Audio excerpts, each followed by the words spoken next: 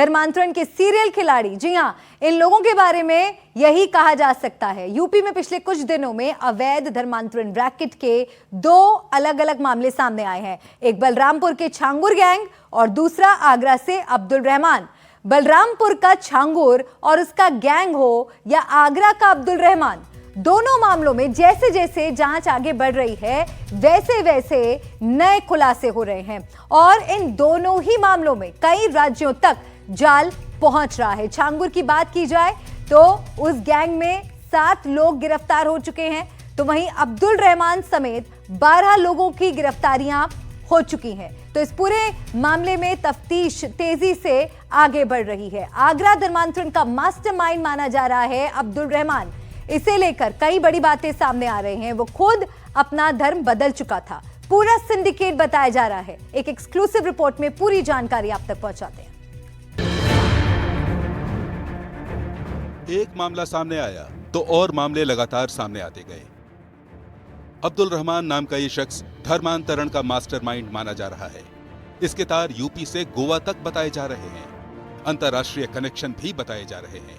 लेकिन सबसे हैरानी वाली बात जो सामने आई है वो जानकारी खुद अब्दुल रहमान के बारे में है। आपको ये जानकर हैरानी होगी कि कुछ साल पहले तक अब्दुल रहमान था ही नहीं। आपको इसका इतिहास बताते हैं। अब्दुल रहमान कुरैशी का असली नाम महेंद्रपाल जादौन था। उसके पिता का नाम प्रेमपाल था। वो फिरोजाबाद जिले के थाना रजावली इलाके के गांव रामगढ़ का रहने वाला है। 1990 के आसपास उसने पहले ईसाई धर्म अपनाया, फिर कुछ साल बाद इस्लाम कबूल कर लिया। यानी अब्दुल रहमान खुद पहले हिंदू था। रहमान करीब 30 साल पहले अपने गांव रामगढ़ से अचानक गायब हो गया था। यह सामने आया है कि प्रेमपाल के 3 बेटे थे। बड़ा बेटा मुस्लिम महिला से शादी कर चुका था, दूसरे बेटे की हत्या हो गई थी और तीसरे नंबर पर महेंद्र उर्फ पप्पू था, जिसने अब्दुल रहमान बनकर धर्मांतरण के धंधे की जड़ें फैलाई। लेकिन यह बात हैरान करने वाली है कि धर्मांतरण के कारोबार में जुटा यह शख्स खुद 2 बार अपना धर्म बदल चुका है। फिरोजाबाद के रामगढ़ गांव के रहने वाले अब्दुल रहमान ने 90 के दशक में अपना गांव छोड़ दिया। पहले उसने हिंदू धर्म से ईसाई धर्म अपनाया और उसके बाद इस्लाम कबूल कर लिया। यही नहीं, उसके परिवार में कुछ और लोग भी हैं जिन्होंने इस्लाम धर्म अपनाया और उसके बाद वो कई शहरों में रहा और फाइनली दिल्ली के मुस्तफाबाद इलाके में आकर रहने लगा। आगरा पुलिस ने अब्दुल रहमान को दिल्ली के मुस्तफाबाद से गिरफ्तार किया था। उसके साथ करीब दर्जन भर आरोपियों को भी हिरासत में लिया गया है। बताया जा रहा है कि ये गैंग अब तक सैकड़ों लोगों का जबरन या लालच देकर धर्म परिवर्तन करवा चुका है। ये खुद को रहमान चाचा कहकर बुलवाता था। इसका एक YouTube चैनल और पॉडकास्ट भी है, जिसके जरिए वो इस्लाम को फैलाने का काम करता था, हिंदू धर्म के खिलाफ जहर फैलाने का काम करता था। रहमान का गैंग सोशल मीडिया के जरिए हिंदू लड़कियों को टारगेट करता था।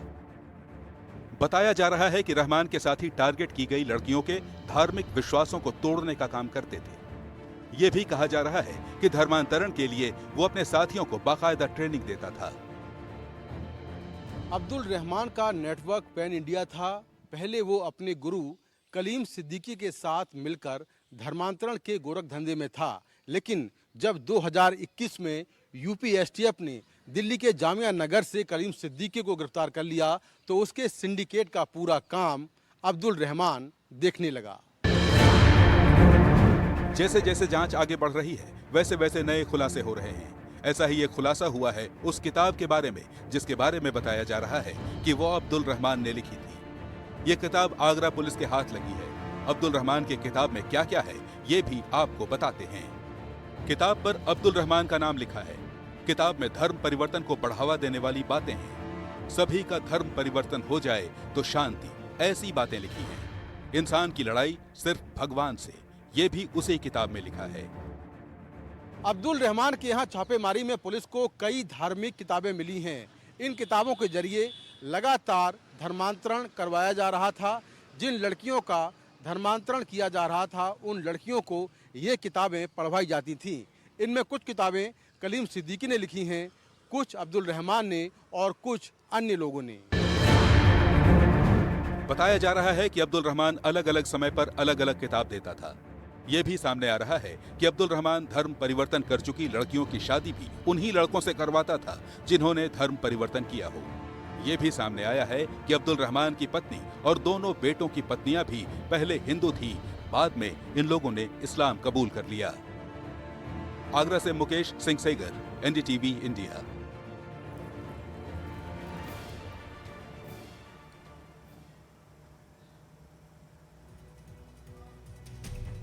तब तक की जांच में अब्दुल रहमान की कारगुजारियां सामने आ रही हैं, वो लड़कियां भी सामने आ रही हैं जो इसके गैंग का शिकार हुई। अब्दुल रहमान के घर से ही एक लड़की मिली है जिसने कई खुलासे किए हैं। ये रिपोर्ट देखते हैं।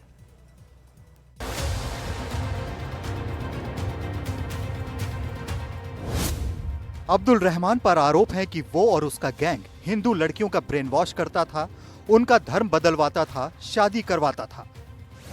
इस लड़की की पहचान हम आपको नहीं बता सकते, लेकिन ये वो लड़की है जो पुलिस को अब्दुल रहमान के घर से मिली।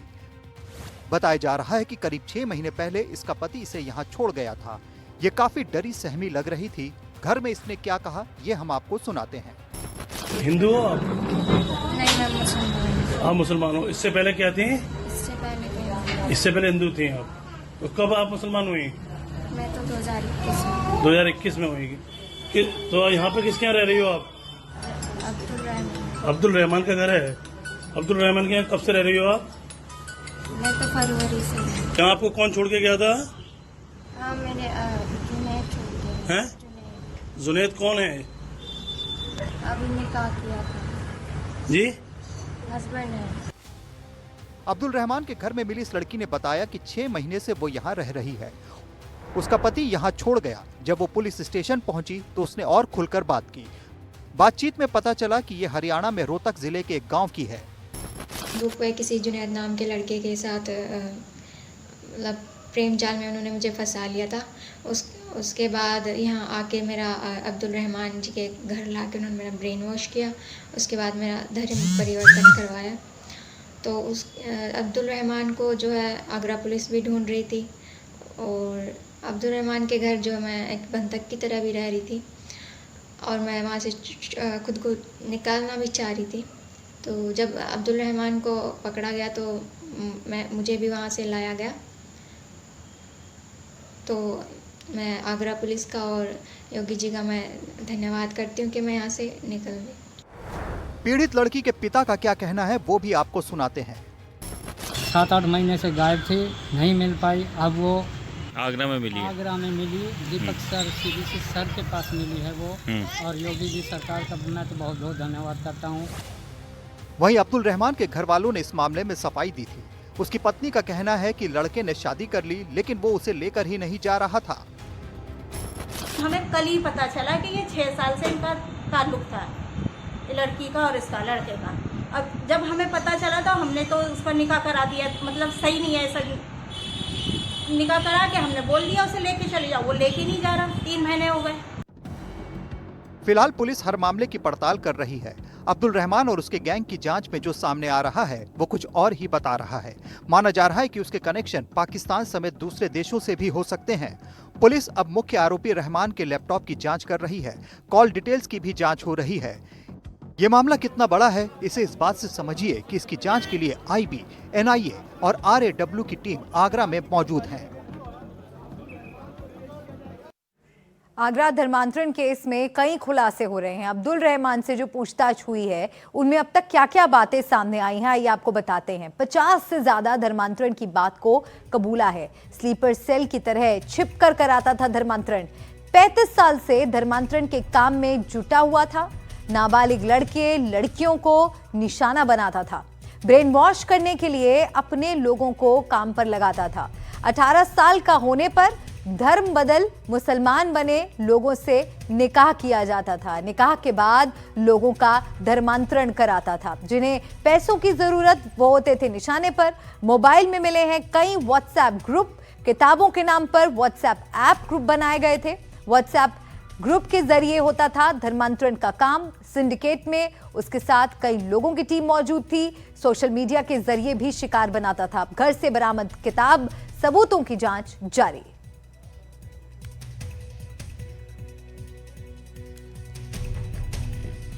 और इस बीच आगरा से धर्मांतरण का एक और मामला सामने आया है। बड़ी खबर मिल रही है इस वक्त की, आपको बता दें आगरा अवैध धर्मांतरण मामले में 3 और गिरफ्तारियां हुई हैं। कार्रवाई देखिए तेज होती जा रही है। मुख्य आरोपी अब्दुल रहमान के 2 बेटों को भी गिरफ्तार किया गया है।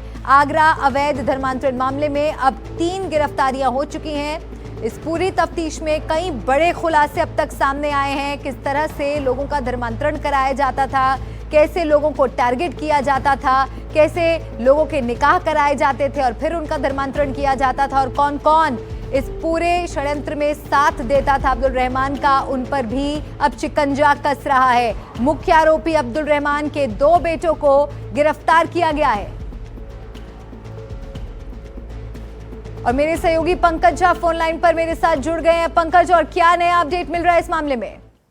देखिए, मैंने बताया कि आज सवेरे ही दिल्ली से जुनैद ये वो व्यक्ति है जिससे वो हरियाणा की लड़की की, जो दलित समाज की लड़की थी, जिसको घर से बरामद किया गया था, जो अब्दुल रहमान उर्फ रहमान अंकल जिसको मास्टरमाइंड माना जाता है, उसके घर से बरामद किया गया था। जुनैद से उसकी जबरन जो है शादी करवाई गई थी। जुनैद के बाद अब अब्दुल रहमान के जो दोनों बेटे हैं वो भी अवैध धर्मांतरण में अपने पिता का साथ देते थे। पूरा जो नेटवर्क था उसमें ये भी सहयोग करते थे। तो कुल मिलाकर सवेरे एक और अभी जाकर के अब्दुल रहमान के दोनों बेटों की गिरफ्तारी हो गई है। तो इस पूरे रैकेट में, जो आगरा वाला जो रैकेट है धर्मेंद्र अवैध धर्मांतरण का, उसमें 14 गिरफ्तारी हो गई है। और आगरा पुलिस की टीम गई है राजस्थान के भरतपुर। जिस काजी ने, यानी जिस मौलवी ने शादी कराई थी दिल्ली में जबरन उस लड़की की, उसकी तलाश में टीम राजस्थान गई हुई है। बिल्कुल, और अब इस पूरे मामले में तफ्तीश आगे बढ़ रही है, तेजी से कार्रवाई हो रही है। पंकज, ये भी मैं जानना चाहूंगी कि और कितने लोगों को आइडेंटिफाई किया गया है और कौन कौन रडार पर हैं? देखिए, अभी तक जो कुल जानकारी आई है उसमें ऐसा लग रहा है कि करीब 100 के करीब हिंदू लड़कियों के अवैध धर्मांतरण की जानकारी जो इन 10-11 आरोपी है उनसे पूछताछ में आया है। आपको बताऊं कि आगरा पुलिस, यूपी एटीएस और एसटीएफ के अलावा जो सेंट्रल एजेंसीज है, आईबी, रॉ और एनआईए, ये तीनों भी अलग अलग पूछताछ कर रही हैं। विदेशी फंडिंग की भी बात है और डार्क वेब से कैसे पैसे ट्रांसफर होते थे उसकी भी जानकारी आई। क्रिप्टो करेंसी के जरिए भी विदेशी फंडिंग आती थी और जाती थी, फिलिस्तीन को भी पैसे भेजे थे। बहुत सारी जानकारियां आई है, जो शाम तक कुछ चीजें और साफ होंगी, जानकारी मिल पाएगी। शुक्रिया पंकज, पूरी जानकारी के लिए नजर बनाए रखेगा आप इस मामले में। लगातार नए खुलासे हो रहे हैं, बड़ी जानकारियां इस मामले से जुड़ी सामने आ रही हैं। तो मुख्य आरोपी अब्दुल रहमान के 2 बेटों को गिरफ्तार किया गया है। और इस बीच आगरा से धर्मांतरण का एक और मामला सामने आया है। यहां जलालुद्दीन नामक शख्स पर आरोप लगा है धर्म परिवर्तन करवाने का। जलालुद्दीन पर फर्जी निकाहनामा बनवाने का भी आरोप है। महिला की शिकायत पर जलालुद्दीन गिरफ्तार कर लिया गया है। वो पेशे से वकील बताया जा रहा है। महिला के मुताबिक उसे शक है कि जलालुद्दीन भी अब्दुल रहमान की गैंग से जुड़ा हो सकता है। आगरा में एक और पीड़ित महिला सामने आई हैं जिनका जलालुद्दीन नाम के शख्स ने उनके साथ में दुष्कर्म किया, उनका एक फर्जी निकाहनामा तैयार किया और कई सालों तक उनको परेशान किया। पीड़ित महिला हमारे साथ हैं, उनसे बात करते हैं। ये जो आरोपी है वो कौन है, कैसे मुलाकात हुई और कैसे क्या हुआ? जी, मेरे घर में झगड़ा चल रहा था, उसके लिए मैं दीवानी कलेक्ट्री गई थी। वहाँ जलालुद्दीन मिले मुझे, तो उनको जो भी घर की सुविधा थी मैंने सब उनको बताया। तो उन्होंने विश्वास में लिया मेरे को और कहा तुम्हारी पूरी मदद करेंगे। उसी की वजह से उनका घर में आना जाना शुरू हो गया। तो एक दिन वो मुझे दीवानी कलेक्ट्री लेकर गए। वहाँ उन्होंने मेरे को पिस्तौल दिखा के मेरे साथ में गलत काम किया। उसके बाद में उन्होंने देखा कि घर में मैंने किसी से कुछ नहीं कहा, तो उसी वजह से उनका आना जाना घर पे था।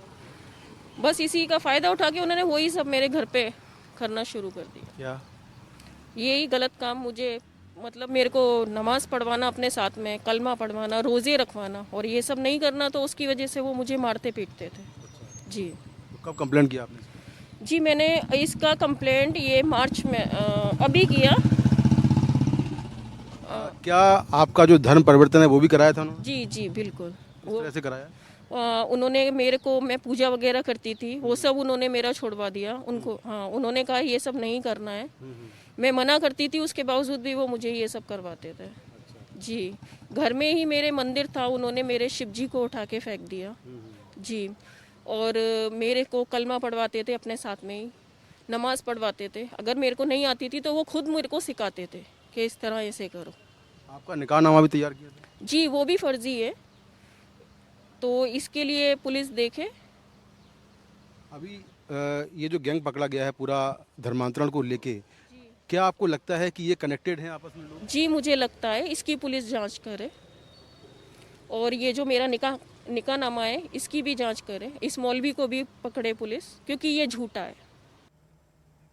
सबसे बड़ी बात यह है कि जलालुद्दीन की बेटी ने भी अपने पिता पर निशाना साधा है। हाजी जमीलुद्दीन ने एक कल ऑडियो डाला था कि मैं एक जूते वालों के साथ हूँ। वो क्या जूते वालों के साथ हो, खास भतीजी के साथ तो है नहीं। वो इतना गलत करवा रहा भतीजी के साथ, अपने दूसरों को ब्लेम करता, वो ऐसा खुद एक गंदा इंसान है। खुद अपने गिरवान में जाके देखे, स्कूल की बफ की जगह में तो वो रह रहा है शोभिया कॉलेज में। 10-10 करोड़ की उसने दुकानें बनवा रखी है शोभिया कॉलेज में, उनको बेचना चाहता है। वो मेरी नजर में वो बहुत ही घटिया इंसान है हाजी जमीलुद्दीन।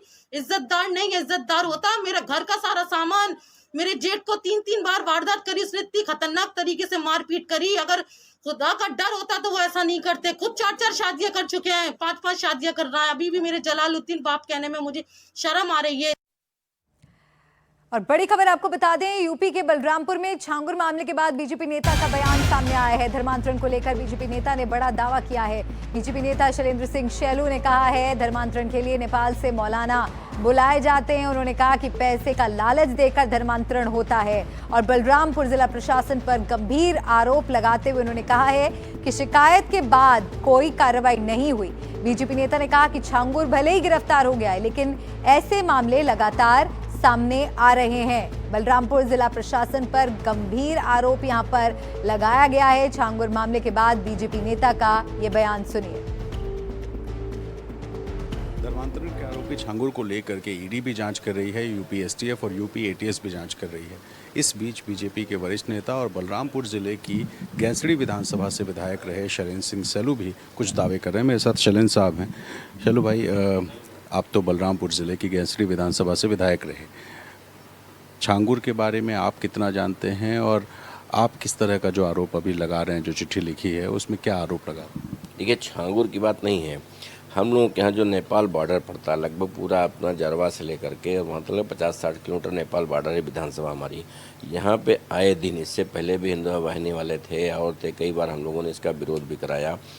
इस पर छोटे छोटे जगहों पे काम भी हुआ, दौड़ा के मारे भी गए इन सब चीज़ों। लेकिन आज की डेट में भी, अभी पिछला संडे बीता है, इस दिन भी एक गांव में वहाँ पे सैकड़ों लोगों को बैठा करके एक कोई हड्डी लाते हैं गाय की, उस पर पानी डालते हैं। पानी डालने के बाद उसमें जितना पानी इकट्ठा होता है उसको झाड़ फूँक के तुम्हें बीमारी नहीं होगी, तबीयत नहीं ख़राब होगी, नौकरी मिल जाएगी, बच्चे सही हो जाएंगे, इन सब चीज़ों का। उसके बाद कुछ पैसा दिया जाता है सबको, छोटे छोटे अमाउंट्स। जैसे जनजाति के लोग हैं तो उनको ज़्यादा वो नहीं रहता, सीधे साधे लोग हैं बेचारे, तो उन सब का ये काम चलता है।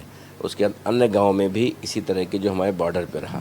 लेकिन जब छांगुर का ये रैकेट आया तब हम लोग पता चला कि इनको फंडिंग कहाँ से होती थी। और यहाँ से लेकर के पूरे जनपद में गांव-गांव कितने ऐसे सवर्ण घर की लड़कियां हैं जिनको उन्होंने चेंज करा करके नाम बदल के आज उसी गांव में भी कई ऐसे गांव हैं जहाँ पर रह भी रही हैं। पिछड़ी समाज के लोग हैं, उनको पैसा दे करके परिवर्तन कराया जा रहा है। किसी को लालच दे के, किसी को स्वास्थ्य लाभ का लालच दे करके, किसी को नौकरी का लालच दे करके कराया जा रहा है। लेकिन ये सारी चीज़ें जिला प्रशासन की निगाह में रहीं। इससे पहले के जो हमारे डीएम थे उन्होंने इसके लिए संबंध में पत्र भी लिखा था कि ऐसी ऐसी चीज़ें हो रही हैं, ज़मीनों पे कब्जा करके उनको बढ़िया करके, और क्योंकि ध्यान लोगों का उधर न जाए तो ऐसी कार्रवाई करके, और पैसा जहाँ से मिलता है ये जिला प्रशासन को पता है। अभी आपने देखा होगा पिछले समय में भी इन डीएम के यहाँ भी अभी सारे ग्राम प्रधान, सारे रोजगार सेवक और सारे ज़िले के सेक्रेटरी धरना दिए थे, वकील धरना दिए थे। उनका आया, कार्रवाई किसी अन्य आदमी के नाम हो जाती है, उसके बाद ये मुद्दा पीछे चला जाता है। मुद्दा हम लोगों का है कि धर्मांतरण का, कि जो आज नेपाल बॉर्डर से सटा हुआ इलाका है हमारा, जो हमारी विधानसभा भी वहाँ पड़ती है, उसमें ज़ोरों शोरों से ये काम चल रहा है। सबको पता है, हम लोग कई बार शिकायत किए, यहाँ पे जिले में भी शिकायत करते हैं, जांच कर रहे हैं, हमने आदेश कर दिया है, हमने वो कर दिया है, लेकिन आज तक उसका परिणाम नहीं आया और धीरे धीरे आज एक भयंकर रूप धारण हो गया। तो आपने यहाँ पर बीजेपी नेता का बयान सुना। आखिर ये कितना बड़ा खेल चल रहा था, किस तरह से पैसों का लालच देकर लोगों का धर्मांतरण कराया जाता था, और कितने पहलू, कितने किरदार। और अब आपको बता दें कि एनडीटीवी ने एक्सक्लूसिव बातचीत करी है इस मामले में। धर्मांतरण मामले में आगरा पुलिस कमिश्नर दीपक कुमार ने एनडीटीवी के सामने अपनी बात रखी है इस पूरे मामले को लेकर। आपको सुनाते हैं। आगरा धर्मांतरण के मामले में लगातार गिरफ्तारियां हो रही हैं। इस वक्त मेरे साथ हैं आगरा पुलिस कमिश्नर दीपक कुमार, उनसे बात करते हैं। सर, अभी तक इस मामले की जांच कहां पहुंची है? कुल कितने लोग गिरफ्तार हुए? अभी तक इस ऑपरेशन अस्मिता जो ऑनरेबल चीफ मिनिस्टर सर के द्वारा चलाया गया है बालिकाओं के सुरक्षा के लिए, इसमें हम लोगों ने अभी तक 14 लोगों को गिरफ्तार किया है। आज 3 गिरफ्तारियां हुई हैं, जिसमें कि 2 गिरफ्तारियां अब्दुल रहमान के जो पुत्र थे वो भी इसमें थे, और तीसरा एक जुनैद नाम का लड़का था जो कि अब्दुल रहमान के टच में था, उसकी गिरफ्तारी हुई है। एक बालिका जो हमारी रहने वाली रोहतक की थी, उसने बताया कि उसका धर्म परिवर्तन अब्दुल रहमान के द्वारा एक भरतपुर के काजी को बुलाकर किया गया था। उसके जो बयान हुए ऑनरेबल कोर्ट के सामने, मजिस्ट्रेट के सामने कलमबंद बयान जो बालिका ने दिए, उसके आधार पर जुनैद और जो अब्दुल रहमान के दोनों पुत्र जो कि इसमें शरीक थे, उसको भी पुलिस ने इन धाराओं में अरेस्ट किया है। अभी तक की तफ्तीश में ये भी तथ्य सामने आए हैं कि अब्दुल रहमान, जिसके घर से हज़ारों के संख्या में हमें साहित्य बरामद हुए जिहाद और धर्मांतरण के विषय में, उसकी पहुंच जो थी वो लगातार इस संबंध में पूरे देश में भ्रमण करता था। नॉर्थ ईस्ट में वो नागालैंड जाने की बात उसने कबूली, नेपाल, भूटान और जो हमारा सिलीगुड़ी है वहाँ पर वो बराबर जाता था। इसके अलावा कश्मीर की भी उसने यात्रा करने की बात कही है। इन तमाम जो तथ्य हैं अब्दुल रहमान से जुड़े हुए, उन सभी तथ्यों का, उनके बैंक डिटेल्स को हम लोग खंगाल रहे हैं कि किससे किससे उसकी बात होती है। अब्दुल रहमान के कई ग्रुप बने हुए थे, जिसमें जो कन्वर्टी थे उनके एक अलग से ग्रुप बने हुए थे, जिसके नंबर्स सैकड़ों की संख्या में थे। उन सब का के भी हम लोग टच में हैं, और इसका उद्देश्य यही रहता था कि पहले लोगों को ये कन्वर्ट करता था, और जो वो लोग कन्वर्ट रहते थे फिर उनसे शादी करने को भी प्रेरित करता था। जो लोग कन्वर्टेड हैं उन्हीं से वो शादी करवाता था इन लोगों को। सर, क्या अब्दुल रहमान के किसी आतंकी ग्रुप से अभी तक कोई कनेक्शन सामने आया है, और किन किन देशों से इसको पैसा आ रहा था, कहाँ कहाँ ये टच में था, ऐसी जानकारी क्या मिल पाएगी? देखिए, किसी अब्दुल रहमान का डायरेक्ट जो अभी तक जो हमारी पूछताछ हुई है, तो जो कलीम जो है जिसको कि ATS ने बंद किया है, जो गुरु है जी, वो तो सबसे करीबी उसी का था, उसका सबसे अनन्य था। तो आप समझ सकते हैं कि जिसको ATS ने बंद किया और जिसको सज़ा दी ऑनरेबल कोर्ट ने आजीवन कारावास की, उसका यह सबसे करीबी आदमी था, और उसके जेल जाने के बाद उसके सारे कार्यों को यही करता था। इस बात को जो है उसके बेटे ने भी इस बात को कबूला कि हमारे पिताजी के द्वारा प्रेस में इन सभी चीज़ों को छपाया जाता था और लोगों में वितरित किया जाता था। बाकी अन्य जो भी चीज़ें हैं इसके बारे में, कहाँ कहाँ से वो प्रभावित है, कश्मीर में किन से मिला, नेपाल और भूटान में किन से मिला, इन सब चीज़ों को भी हम लोग देख रहे हैं। हम लोग अभी किसी चीज़ को ये नहीं कह सकते हैं कि हम ये आपको नहीं कह सकते हैं कि उसके द्वारा ये काम नहीं किया गया। निश्चित रूप से धर्मांतरण का एक जो बड़ा गिरोह था, उसका एक वह मुख्य साजिश करता है।